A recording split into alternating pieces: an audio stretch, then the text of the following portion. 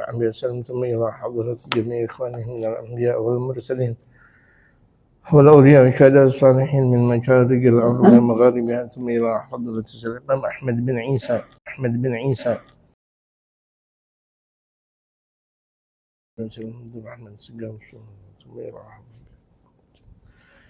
سلم شيخنا وابن عمر البندني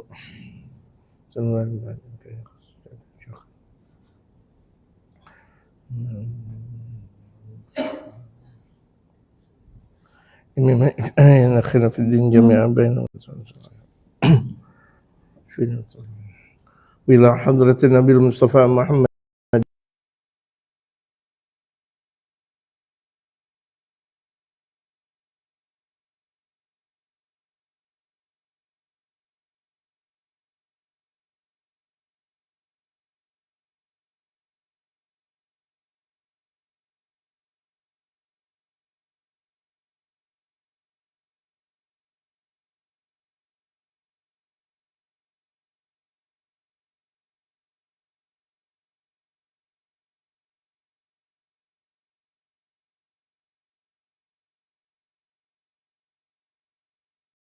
وأدام النفع به وبعلومه في الدارين آمين. قال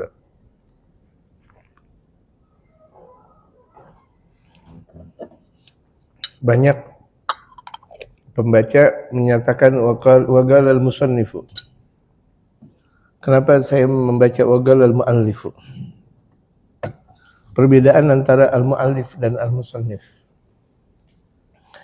Jamaah yang ahli ngaji pasti bakal sering mendengar waqala al-musannifu, waqala al-muallif. Sama.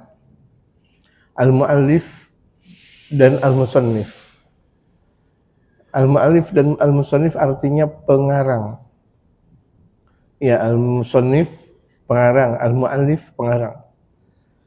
Tapi dari sentuhan tasawuf, al-muallif lebih tinggi daripada musannif. Makanya kalau kita dengar Ustaz Kiai Habib dan sebagainya, waqala al-musannifu, waqala al-musannifu, waqala al-musannifu, boleh, silakan. Tapi saya lebih cenderung waqala al-muallifu. Karena muallif itu artinya bukan cuma sekedar mengarang, tetapi menjinakkan hati. Dari kata-kata allafa yu'allifu ta'lifan. Allafallahu galbah. Allah jinakkan hatinya. Jadi bukan cuma sekedar kita faham tentang zahir, berarti kalau al-muallif itu tanggung jawab kepada sang murid zahir batin.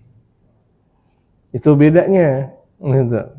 Kok giliran Khairul Hidayat kok baca al-muallif, guru saya musannif, silakan guru engkau.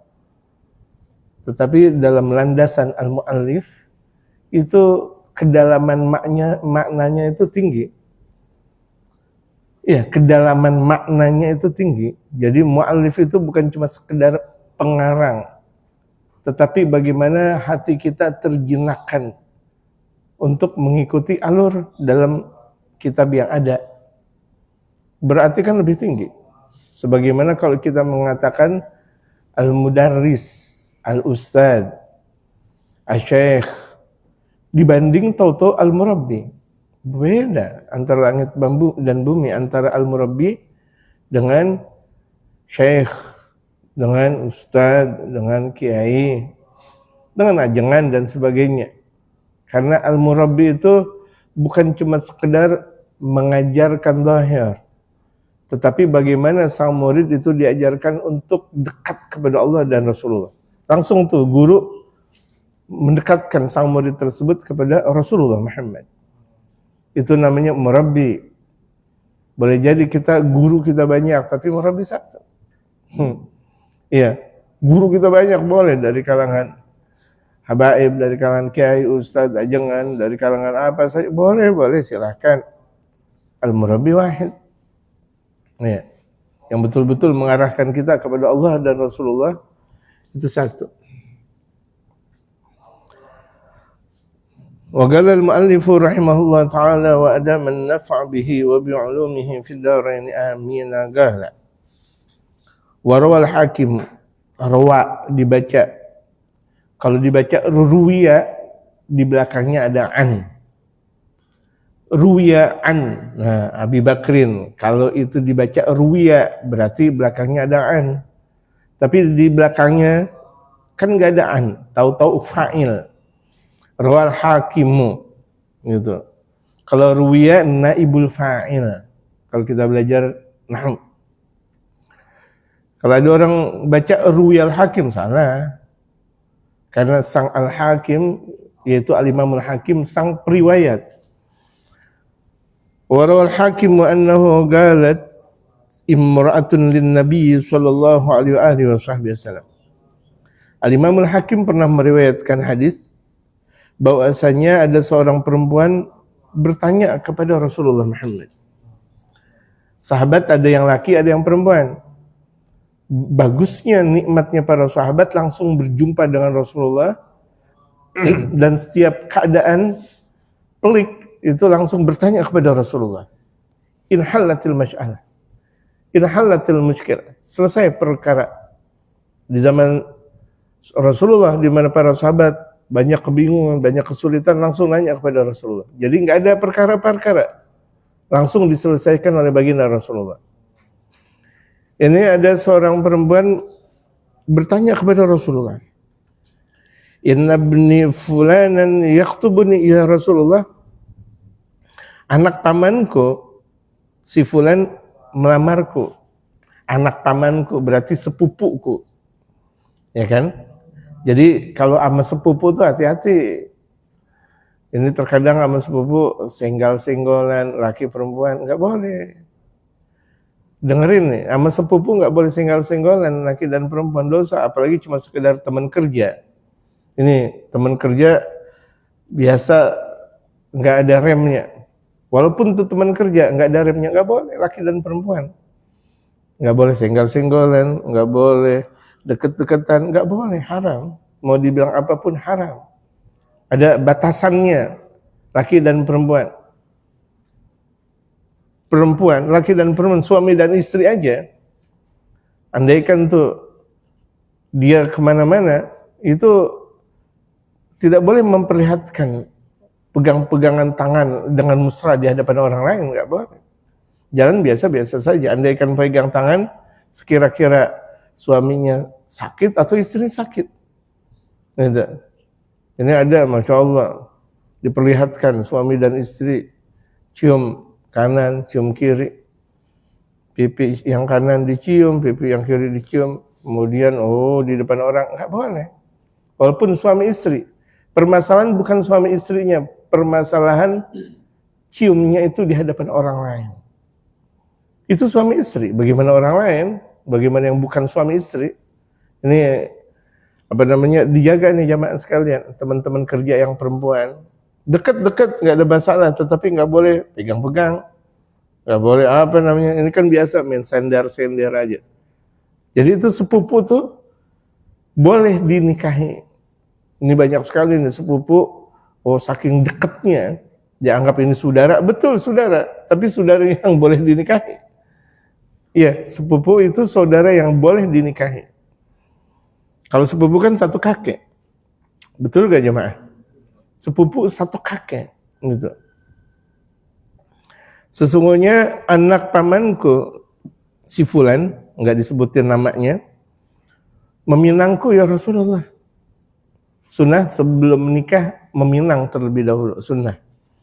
Ya, jangan tahu-tahu main nikah aja, nggak ada pendahuluannya.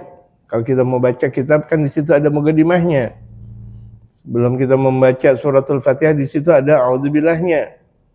Baru bismillah. Mau kita baca surah Al-Fatihah, mau baca apapun ketika kita membaca Al-Qur'an, sunnahnya sebelumnya adalah a'udzubillah. Kemudian baru bismillah.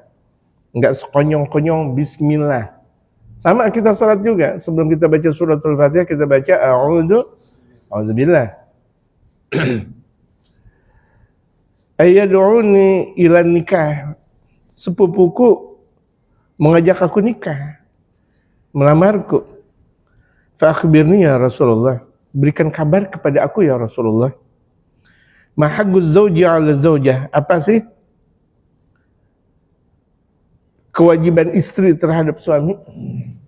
Hak suami kepada istri apa? Kalau hak suami kepada istri artinya kewajiban istri kepada suami. Gitu. Nih lihat. Apa sih kewajiban istri kepada sang suami? Fa in kana aidzalikal haqqu syai'an ay amran utiguhu. Kalau kewajiban istri perkara yang aku mampu, ay aqdiru alaih, yaitu perkara yang aku mampu menjalankannya, tazawwajtu, aku nikah. Aku bakal nikah ya Rasulullah. Qala sallallahu alaihi wasallam, kemudian Rasulullah menjawab, min haqqihi ay annahu ay asya'n. Di antara haknya sang suami kepada istri, sesuatu yang dituntut dari suami kepada istri, artinya kewajiban istri kepada sang suami. Annahunya itu hak dhamir sya'an. Kalau kita belajar nahu, annahu bahwasanya apa? Bahwa urusan itu, gitu. Urusan pernikahan tentang kewajiban suami dan istri, lau sala min kharahu daman wa gaihan. Lau sala min kharahu daman wa gaihan falahisathu bikasril ha, falahisathu bikasril ha bilisaniha ma'adat hagahu. Allahu akbar. Andaikan dari lubang hidung sang suami mengeluarkan darah dan gaih yang putih, apa namanya? Nanah. Andaikan suami ngeluarin dari dua hidung, dari lubang hidung itu darah dan nanah. Falahisathu bikasil haknya itu dibaca hak kasrah. Falahisatku, kemudian dijilat dengan lidahnya, lidah sang istri. Gitu. Dijilat, enggak dilap. Enggak ditisu. Allahu Akbar. Ma'adat haqqa. Istri tersebut belum menjalankan kewajibannya. Allahu Akbar. Istri tersebut belum menjalankan kewajibannya. Berarti kewajiban istri dahsyat gak jamaah sekalian? Dahsyat gak? Dahsyat luar biasa kewajiban yang harus dijalankan istri kepada sang suami. Terusnya bagaimana dong?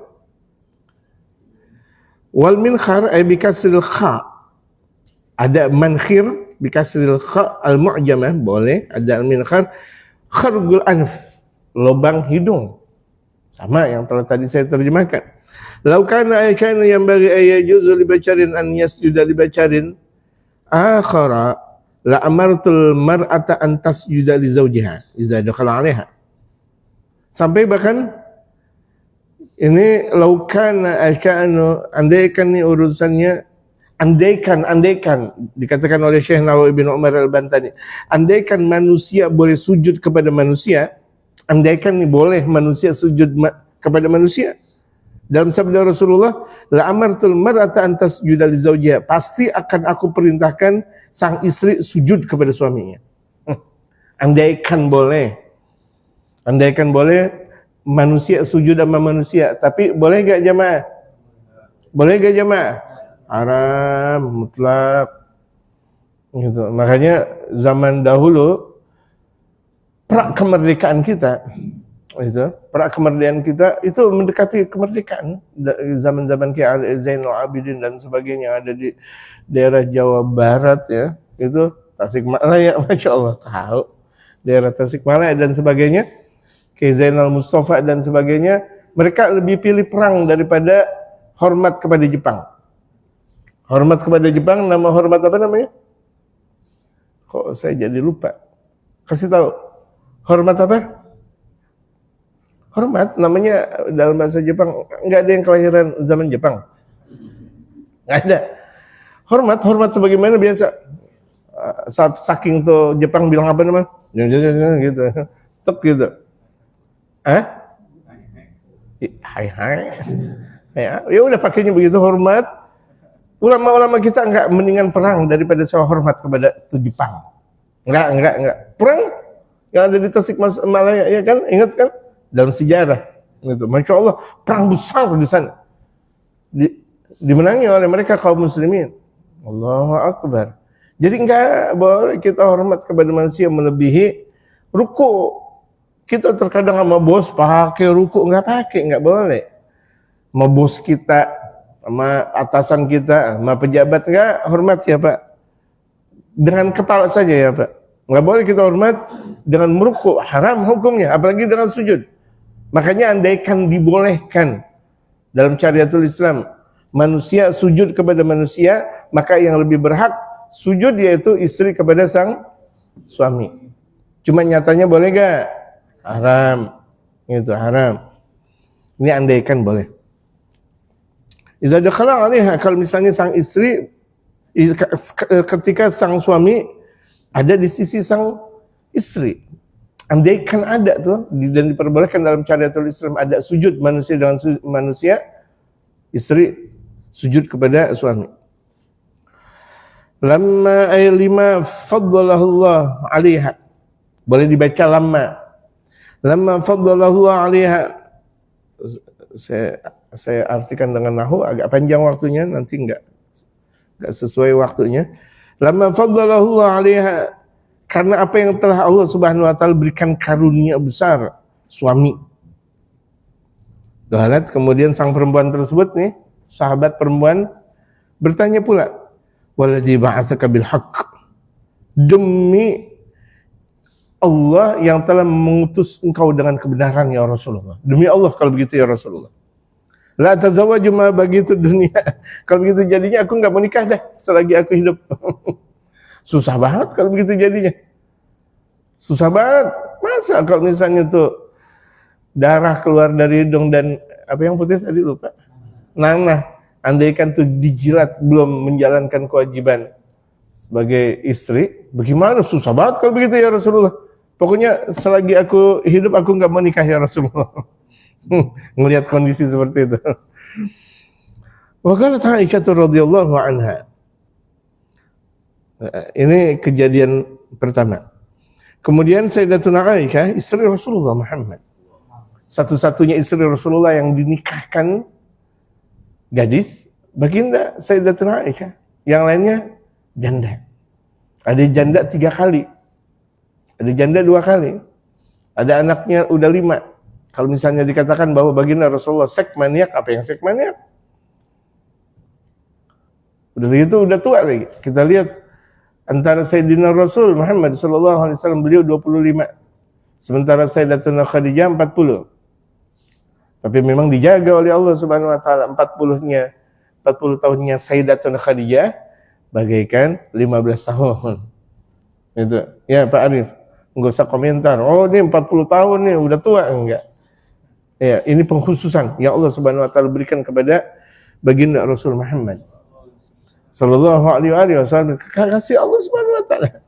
Kekasihnya Allah Subhanahu wa taala. Jadi umur cuma sekedar angka saja. Dengerin nih, istri-istri Rasulullah yang dinikahkan oleh Rasulullah yang usianya tua cuma sekedar angka saja. Angka. Antara 15-20 tahun. Ini Pak Ridwan paham nggak antara 15 dan 20 tahun? Berarti muda, bukan mudanya saja, lagi sedang-sedang. 15-20 tahun. Jadi kalau misalnya ada yang 40 tahun, cuma sekedar angka.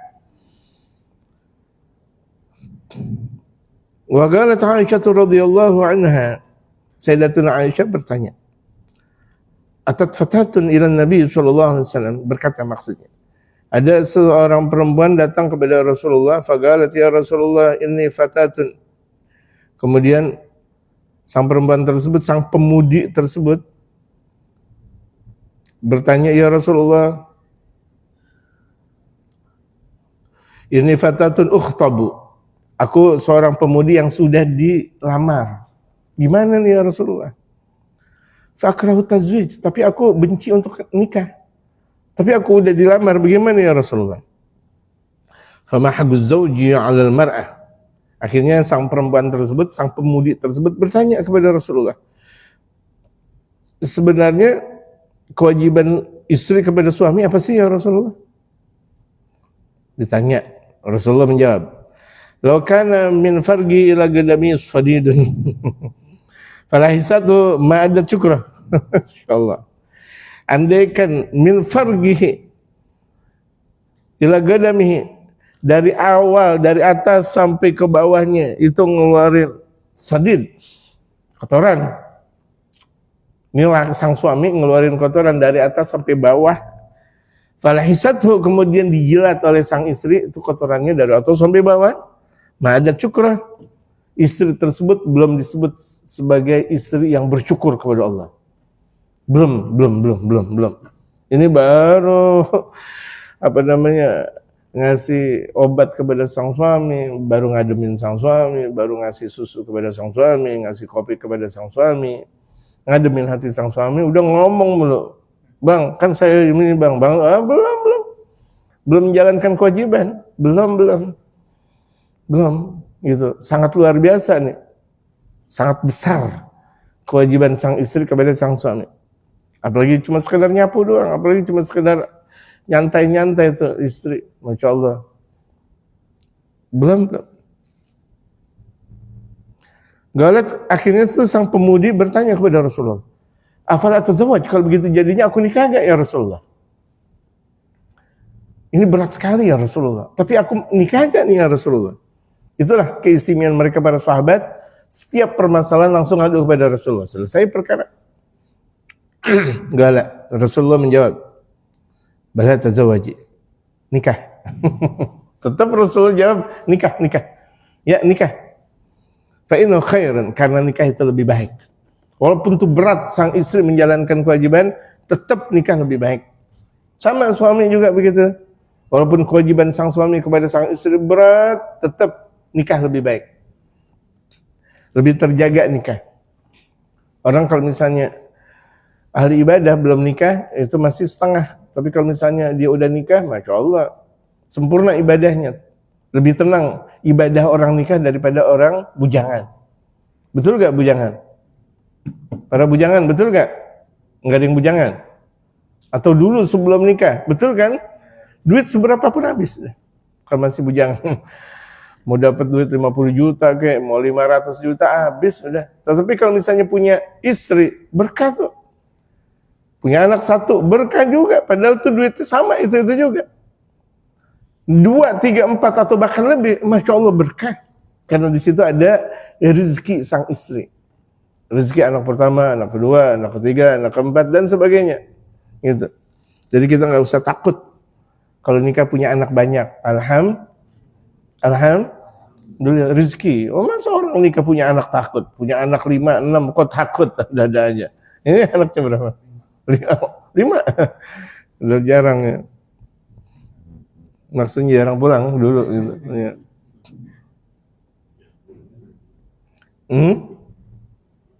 Ya, itu dia. Perlu kualitas. Perlu kualitas. Kalau laki-laki mau punya kualitas tinggi, sering bangun malam. Maksudnya apa? Ya tahajud, baru malam ngapain? Mandi. Jam 2 mandi. Jangan dekil banget, bau banget. Mandi gitu. Mandi dengan bersih. Kalau perlu tuh di rumah bukur, tapi bukur jangan bukur yang batuk. Yang bukur kerucut. Insyaallah. 1 kilo 50.000, la haula wala quwwata illa billah. Sakit. Orang juga pada sakit nyiumnya. Jangan dong. Yang 1 kilo 5 juta. Dan itu juga untuk obat. Membukhuri diri, membukhuri tempat itu untuk obat. Kalau misalnya itu bukhurnya bukhur palsu, bukan jadi obat. Racun jadi. Banyak tuh orang dipikir bukhur, itu racun. Nyakitin hati. Akhirnya dirawat ke dokter. Gitu. Wangi sunnah. Bangun malam, tahajud, Allahu Akbar. Itu untuk memperkuat zahir dan batin jamaah sekalian. Jam 2. Taruh dari jam 2 sampai jam 3 aja. Habis itu tidur lagi udah. Habis itu subuh bangun udah bagus banget.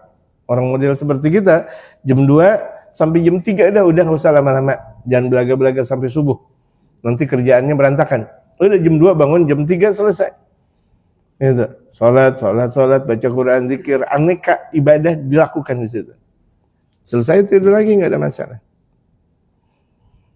Dan kalau misalnya ngaji, kalau mau punya kualitas tinggi, kita sebagai kaum laki-laki, kalau perlu, kalau lagi ngaji itu mau 2, 3, 4 jam ngaji, kakinya jangan dirubah-rubah.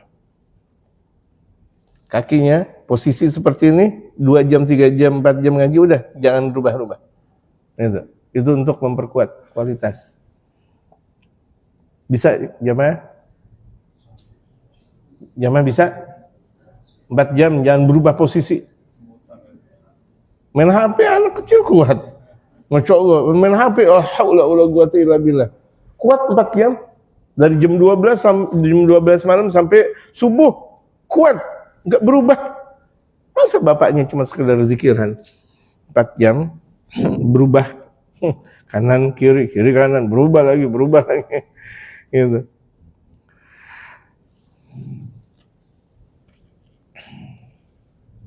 Masih ada waktu atau bagaimana? Masih ada waktu. Waruya bisanadin jayyidin, warawa maksudnya, maaf. Warawa bisanadin jayyidin Sulaiman at-Tabarani. Nisbatun ila Tabariyah ala ghairi qiyasin wa hiya madinatun bisyam. Diriwayatkan sanad yang jayyid. Sanad itu adalah rangkaian dari satu hadis menuju hadis berikutnya yang meriwayatkan hadis tersebut, periwayatnya, rangkaian periwayat, itu namanya sanad. Dan di sini jayyid, bagus. Diriwayatkan oleh Al-Imam Sulaiman At-Tabarani. Al-Imam At-Tabarani, kalau kita di Jakarta diganti, udah bagus-bagus Tabarani, Tabroni. Mau ke rumah siapa? Ke rumah Bang Tabroni itu. Yang benar At-Tabarani. Ya. Nisbatun ila Tabariyah, karena dinisbahkan ke kampung namanya Tabariyah. Seperti Syekh Abdul Qadir Al-Jilani. Dinisbahkan kepada kampung Al-Jilan, Jilan di sana. Ya, Syekh Abdul Qadir Al-Jilani. Ada yang membaca Al-Jailani, boleh, tetapi lebih bagusnya Al-Jilani. Ini Tabariyah, kampung Tabariyah. Ala ghairi qiyas, enggak pakai dikiaskan lagi. Wa hiya madinatun bisyam. Itu salah satu kota yang ada di Syam. Allah jaga Syam kita, amin. Dalam sabda Rasulullah, Allahumma barik lana fi Syamina wa Yamanina. 3 kali baginda Rasul berdoa, Allahumma barik lana fi Syamina wa Yamanina, Allahumma barik lana fi Syamina wa Yamanina, Allahumma barik lana fi Syamina wa Yamanina. Ya Allah, berikanlah keberkahan kepada kami lewat Syam kami dan Yaman kami. Berikanlah keberkahan kepada kami lewat Syam kami, lewat Yaman kami. 3 kali. Ya Allah, berikan keberkahan kepada kami lewat Syam kami dan Yaman kami. Nabi Allah Isa nanti diturunkan oleh Allah di Menara Putih di Syam, di Masjid Sayyidina Umar bin Abdul Aziz. Ya. Jadi kalau jamaah mau ketemu Nabi Allah Isa, udah di Masjid Menara Putih sana di Syam. Tunggu aja, tunggu. Berhenti kerja, habis itu tunggu. Kalau mau ketemu, cuma permasalahannya jamaah keburu meninggal atau enggak nih? Ya, sebelum tuh Nabi Allah Isa, jamaah udah keburu meninggal enggak? Kan itu urusan Allah Subhanahu wa taala. Nabi Allah Isa turun di akhir zaman. Ya, di akhir zaman. Nah, ini dikatakan ulama mendekati maghrib. Ya, dikatakan ulama, sepakat ulama menyatakan bahwa zaman sekarang ini yang kita berada zaman mendekati maghrib. Dan saya nggak tahu mendekati maghrib tinggal 1 menit. Alam. Walhasil mendekati maghrib. Orang puasa akhirnya sampai kapan sih? Maghrib. Udah akhir. Kalau udah maghrib akhir udah. Jadi dunia sampai maghrib. Habis itu kiamat namanya. Masih mau berbuat maksiat. Udah mendekati maghrib kita. Dunia udah mendekati maghrib. Masih mau berbuat maksiat. Sang suami enggak mau mendidik sang istri. Istri tidak mau mendidik sang anak. Udah mendekati maghrib. Dan umur kita juga udah mendekati maghrib. Ada yang sudah 40, 50. Ada di antara kita mungkin 50 lebih, udah juga mendekati maghrib. Secara umur pribadi mendekati maghrib, secara umur dunia sudah mendekati maghrib. Innal mar'ata la tuaddi haqqa Allah Ta'ala hatta tuaddi haqqa zawjiha kulli. Sesungguhnya seorang perempuan dia tidak bakal mampu menjalankan kewajibannya Allah Subhanahu wa taala sebelum dia menjalankan kewajiban sang suami semuanya. Jadi kalau perempuan yang salehah dia menjalankan kewajiban kepada sang istri, kepada sang istri menjalankan kewajiban kepada sang suami. Kalau betul-betul dia menjalankan kewajiban kepada sang suami, dia udah menjalankan kewajiban kepada Allah Subhanahu wa taala. Jadi perempuan gampang untuk masuk surga. Ya, perempuan gampang masuk surga. Taat Allah, taat Rasulullah, taat suami, masuk surga. Salat, paling salat 5 waktu. Nanti kan mau dia jalanin qobliyah ba'liyah. Dia puasa Ramadan. Enggak pakai ditambah Syawal dan sebagainya. Apalagi kalau ditambah Syawal dan sebagainya. Zakat kalau dia punya, haji kalau dia mampu, udah. Enggak perlu untuk ini dan itu, enggak perlu untuk ini dan itu, enggak perlu untuk jadi ustazah, enggak harus jadi itu perempuan jadi doktor, enggak harus itu perempuan jadi ini dan itu, enggak perlu. Andaikan perlu, boleh, bagus. Perempuan jadi ustazah dan sebagainya. Enggak, ini mau minimalis. Standar perempuan masuk surga, dia taat kepada Allah, Rasulullah, dan suami. Titik masuk surga. Titik masuk surga, enggak pakai koma. Titik masuk surga. Tapi kalau laki-laki taat kepada Allah, taat kepada Rasulullah, kemudian sudah mendidik sang istri, belum tentu masuk surga. Mendidik anak, mendidik umat. Ini umat kita wajib didik, jamaah sekalian. Baik sama tetangga, baik sama teman. Taat kepada sang guru. Dan ini kewajiban kita sebagai suami. Tapi kalau istri, alhamdulillah. Allah, Rasulullah, suami, Allah, Rasulullah, suami, Allah, Rasulullah, suami, dia jalanin tugas, meninggal, masuk surga. Dan surganya itu, mau surga yang mana aja, dipilih, Allah ngasih, engkau mau masuk surga yang mana? 1, 2, 3, 4, 5, atau 7, atau 8? Pintu surga ada berapa jamaah? Pintu surga ada berapa?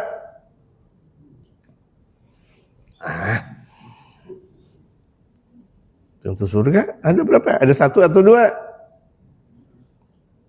Ada 1. Ya udah. Ngaji lagi dah. Haula wala quwwata illa billah. Law sa'alaha wa hiya 'ala dhahri gatabin lam tamna'hu nafsaha. Andaikan nih suami kepengen sama istri. Dengerin nih jamaah. Suami lagi kepengen sama istri, maksud kepengen itu berhajat. Suami lagi mau berhajat kepada sang istri, paham kan? Paham, lagi mau berhajat. Wa hiya 'ala dhahri qatabin, sementara sang istri itu ada di punggung onta yang berlebihan dagingnya, tahu kan? Pelenuknya onta, tahu gak jamaah? Pelenuknya onta, bukan tanduk, punduknya onta. Yang di punduknya onta tuh, istri lagi ada di punduk onta. Lam tamna'hu nafsaha, dia nggak boleh melarang dirinya. Artinya silahkan bang di sini di punduk juga jadi. Punduk bukan pondok hotel, punduk onta, masya Allah. Makanya tuh kalau suami lagi minta, istri lagi masak, istri lagi numisin, istri lagi ngapain, istri lagi nonton film, nonton apa? Tunda demi apa? Demi suami. Biasain kalau misalnya suami lagi ada di rumah, berhias, wangi-wangi, berhias, wangi-wangi, nggak boleh luntur. Kalau suami lagi ada di rumah.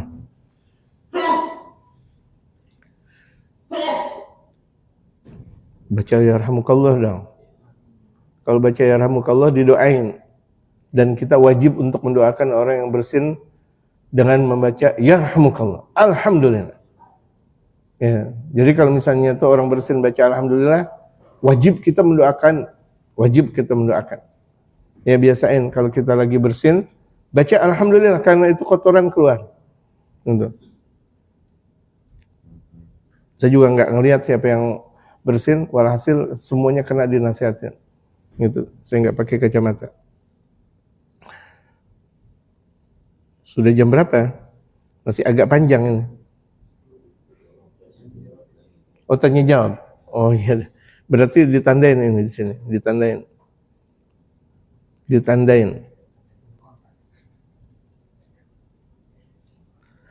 Ditambah lagi dikit. Inna min haqqi zawji 'ala zawjati idza arada farawadaha 'an nafsi wa hiya 'ala dhahri ba'irin la tamna'hu. Di antara hak suami yaitu kewajiban istri kepada sang suami ketika suami minta kepada istri. Kemudian mengiring suami kepada sang istrinya, mendekati istrinya, wahya ala dhahri ba'irin, dan dia berada di punggung ontak, la tamna'hu. Sang istri enggak boleh mencegah dirinya, mencegah sang suami. Jadi andaikan itu di punggung ontak sekalipun, di situ jadi. Wa min haqqi alla tu'tiya syai'an min baiti ila bi'izni. Dan kewajiban sang istri juga tidak boleh memberikan sesuatu dari rumah suami kecuali izin. Gak boleh memberikan sesuatu kepada orang lain kecuali harus izin sang suami. Mau ngasih regal kayak, mau ngasih wafer kayak, mau ngasih nasi kayak, mau ngasih lauk, itu kan duit suami. Ya. Jadi kalau misalnya mau ngasih izin. Kecuali kalau sang suami menyatakan, "Bu, kapan waktu saja, kalau ibu mau sedekah, sedekah.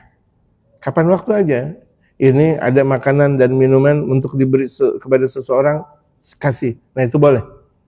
Itu boleh. Tapi kalau tidak ada tanda-tanda atau ucapan suami kepada istri model seperti itu, tidak boleh sang istri untuk bersedekah tanpa izin suami. Fa in fa'alat dzalika kana al-wizru 'alaiha wal ajru lahu. Andaikan sang istri bersedekah tanpa izin suami, sang istri dapat dosa, sang suami dapat pahala. Istri dapat dosa, kenapa? Dia memberi sesuatu tanpa izin suami. Walaupun untuk masjid, walaupun untuk mushola.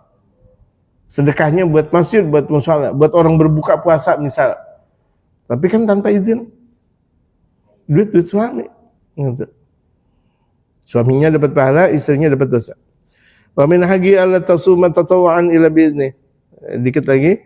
Dan di antara kewajiban sang suami, kewajiban sang istri kepada sang suami, istri enggak boleh puasa sunnah kecuali izin suami. Kalau mau puasa sunnah, izin dulu sama sang suami. Kecuali kalau puasa Ramadan, wajib enggak pakai izin. Tapi kalau puasa sunnah, kan bisa jadi di pagi hari sang suami minta. Bisa jadi enggak? Bisa jadi enggak jemaah? Bisa. Atau siang hari atau sore hari bahkan. Fa in fa'alat ja'at wa 'atashat wa lam yutaqabbal minha. Andaikan dia lakukan, dia tetap puasa sunnah enggak pakai izin sang suami, dia lakukan ini istri bandel namanya, dia lapar, dia dahaga, enggak diterima. Walaupun itu dia puasa enggak diterima tanpa izin suami. Wa in kharajat min baitiha bighairi idnihi la'anat al-malaikatu hatta tarji'a ila baiti aw tatub. Andaikan sang istri keluar dari rumahnya tanpa izin suami, dia bakal dilaknat oleh malaikat sebelum dia kembali kepada rumah suami atau sebelum dia taubat. Itu di antara kewajiban istri kepada sang suami. Wallahu a'lam. Sampai sini ditandai.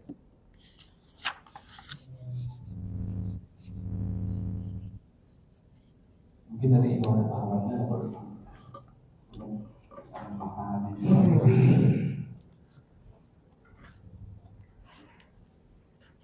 dari awal.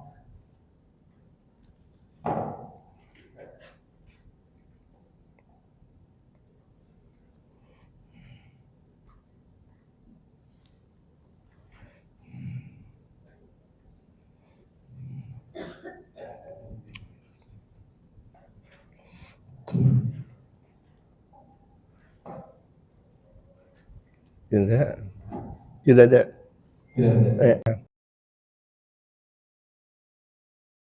Kita yang biasa ngaji, tapi kali ini udah berada di alam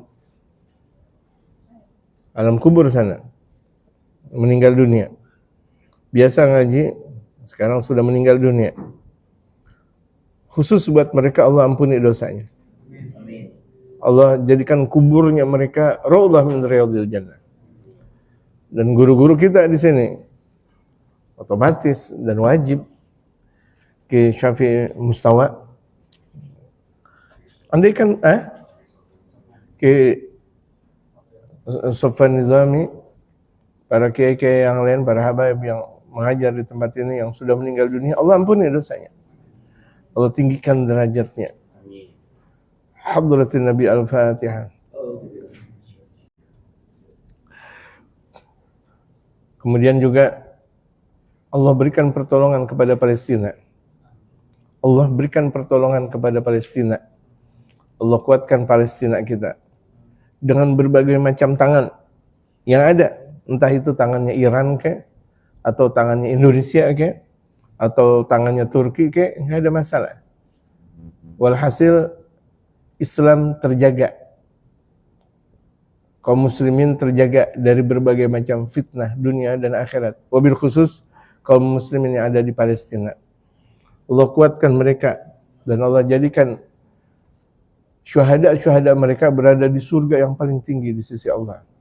Yang masih hidup Allah berikan kekuatan, Allah jauhkan dari berbagai macam bala dan musibah. Al-Fatihah.